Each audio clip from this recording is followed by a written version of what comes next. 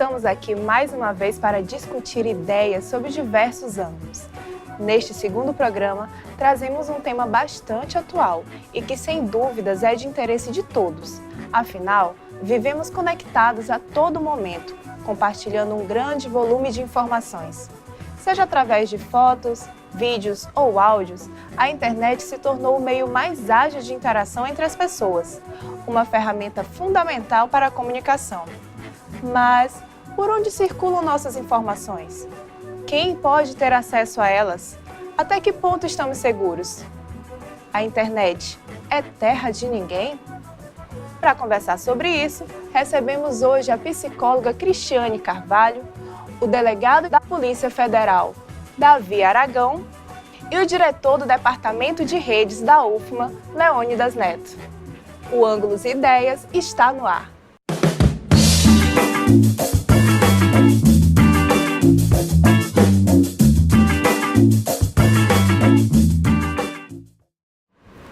Olá, sejam todos muito bem-vindos. Professora Cristiane, hoje em dia não há quem não tenha pelo menos uma rede social, né? Esteja aí conectado, esteja postando o tempo todo.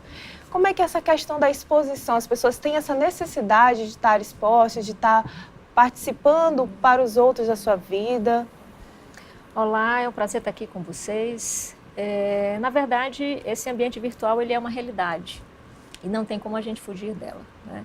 O que talvez a gente precise é se adaptar ou ir aprendendo a como lidar com essa realidade. Porque o que a gente observa é que as pessoas acabam confundindo um pouco esses limites do público e do privado, né?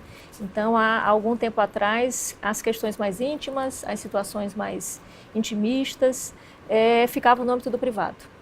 Com o ambiente virtual, a gente observa que as pessoas elas não têm mais esses cuidados ou não têm mais uma necessidade de estar tão no seu ambiente privado e, ao contrário, tem até uma necessidade de estar expondo suas questões mais pessoais, às vezes fotos em situações denegridas, e aí você consegue observar que essa relação com o público tem se modificado bastante.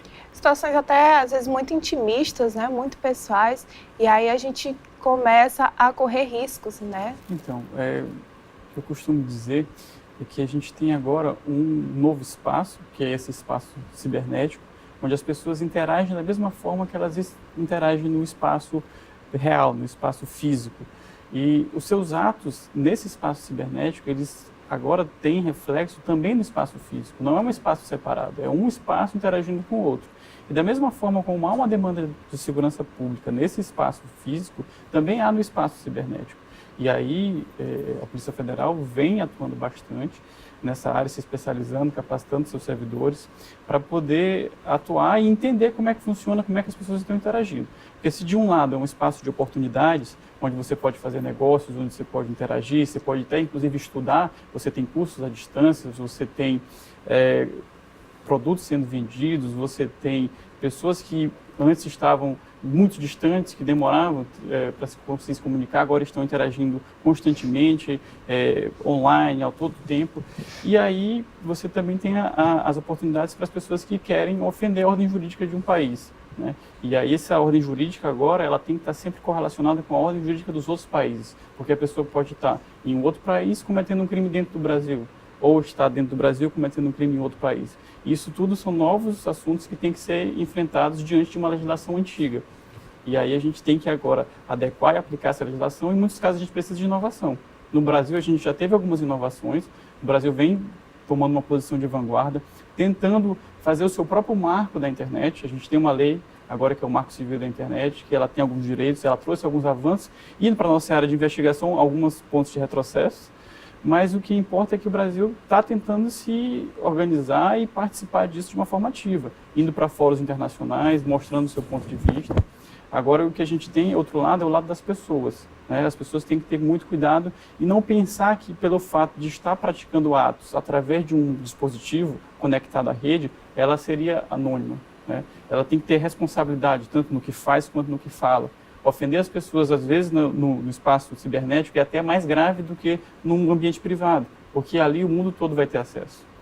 Isso está acontecendo demais, né, Leônidas? E principalmente porque essa frequência de informação é muito rápida. O que acontece hoje, aqui, agora, a gente consegue captar em qualquer lugar do mundo, então essa velocidade ajuda nesse sentido, né? Com certeza. A gente veio de uma geração aí que os computadores eram meramente máquinas para executar trabalhos localmente e com o passar do tempo, início dos anos 2000, aí se popularizou a internet e cada dia mais vem chegando em dispositivos e sendo mais acessível para as pessoas.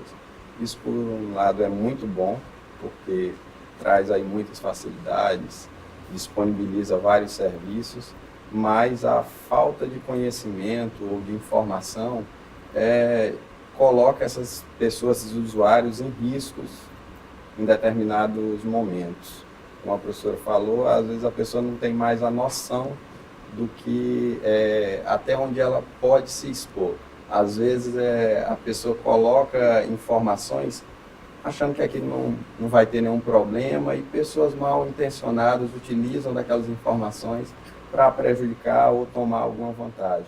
Puxando o que o Leônidas falou, né, a gente tem cada vez mais a capacidade tecnológica evoluindo e muitas vezes as pessoas não estão acompanhando essa capacidade tecnológica e até onde ela pode ser usada. A gente tem que criar uma cultura na sociedade como um todo, principalmente nos ambientes corporativos, como é na UFMA, como é na própria Polícia Federal, como é nas empresas, né, que as pessoas tomem medidas de segurança para evitar essa exposição exagerada. Claro que a pessoa quer interagir na rede social, ninguém quer que a pessoa saia da rede social, porque hoje é impossível. Você sempre tem que estar interagindo. Né? A professora que vai falar disso, já disse que as pessoas têm essa necessidade de interação, isso é normal. Esse novo ambiente está aí para isso, surgiu dessa necessidade de interação, começou inclusive no ambiente universitário, né, a necessidade de troca de conhecimento de uma forma mais rápida e chegou no que está aí hoje. Né? Agora o que a gente tem que ter cuidado? Tem que ter cuidado que os nossos atos, eles trazem sempre consequências. E principalmente no ambiente corporativo, quando você tem acessando um dispositivo isolado, é uma coisa. Quando você acessa através de uma rede, você está abrindo uma porta para que pessoas fora dessa rede acessem aquela rede interna sua. Né? Então, Leônidas, você está vendo bem aí, recentemente a gente teve esse ataque mundial aí de ransomware. Para quem não sabe o que é o ransomware, né? O ransomware é o sequestro de dados. Né? Muitas pessoas ficaram desesperadas, as redes foram desligadas, né? Saíram para poder proteger os dados pessoais. As pessoas acham que isso é uma coisa muito distante, mas já aconteceu aqui em São Luís. Aqui em São Luís já teve empresa que teve seus dados sequestrados individualmente por pessoas de fora do país. E isso é muito complicado, porque no âmbito da própria prática da psicologia, por exemplo, nós temos o nosso código de ética, o sigilo profissional. Né? Então, todo o conteúdo que é tratado junto de um psicólogo, seja em que área for, pelo nosso código de ética tem o sigilo, tem garantia desse sigilo.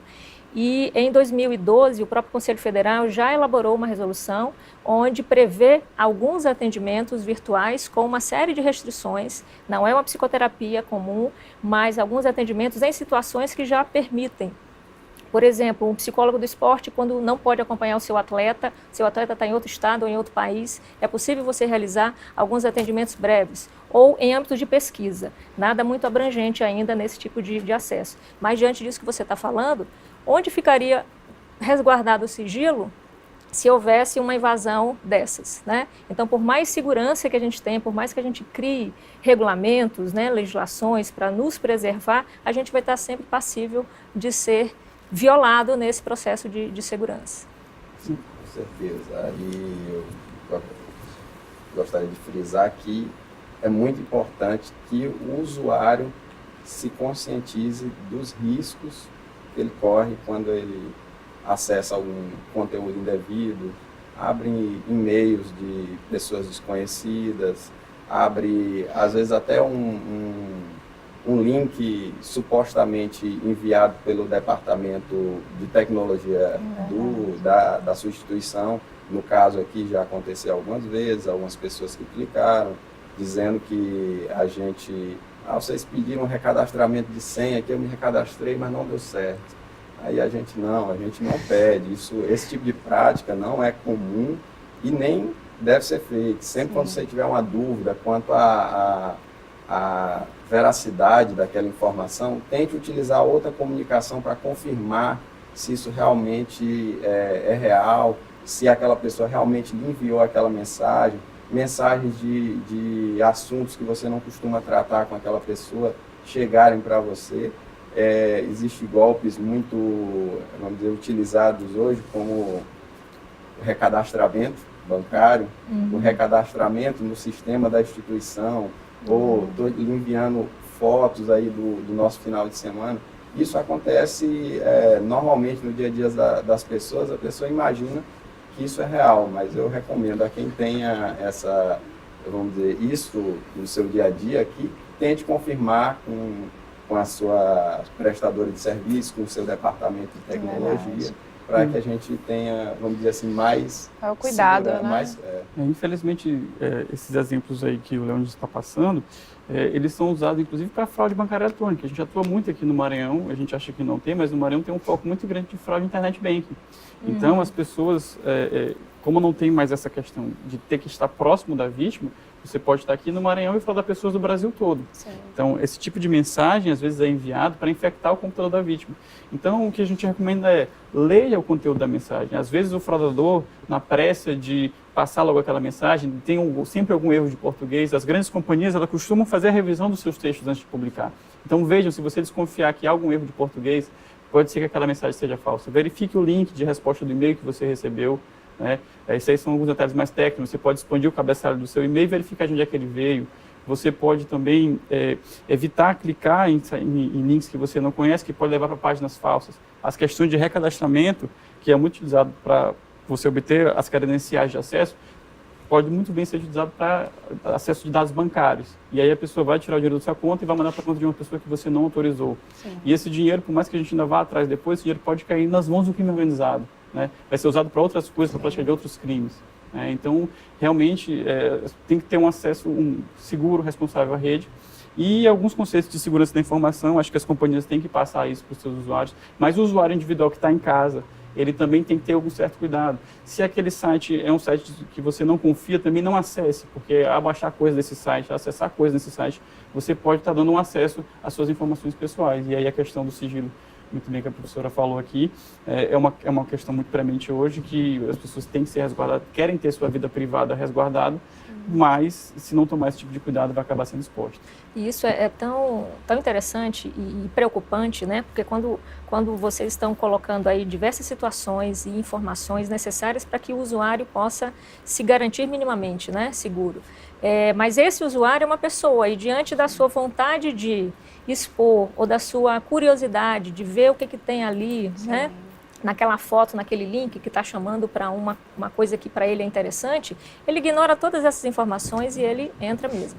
Nós já tivemos casos no Conselho Regional de Psicologia de situações dos próprios psicólogos estarem expondo resultados de algumas avaliações, né? O que é extremamente proibido do nosso código. Então, isso é passível de uma advertência, de um processo disciplinar, e aí o Conselho toma as providências em relação a isso. Mas para vocês terem uma ideia de como que essa relação com o público e o privado no ambiente virtual, e foi uma coisa restrita entre colegas. Num grupo de WhatsApp, num grupo de WhatsApp. O grupo de WhatsApp hoje, às vezes as pessoas acham que estão num grupo fechado e estão protegidas, mas alguém do grupo pode dar um print naquela conversa e passar para uma centena de pessoas. Foi exatamente isso que aconteceu. Se for um assunto de interesse social, isso vai ganhar pernas e não tem mais controle. Foi exatamente isso que aconteceu. Então, só para ilustrar como que mesmo o profissional, às vezes ciente dos seus deveres, né, do que é proibido, do que é permitido, se deixa levar pelo âmbito, pela ânsia de estar compartilhando, de estar dividindo essas informações, né, trocando essas ideias. A gente vai só dar uma pausa rapidinho, vamos para o intervalo e voltamos já já.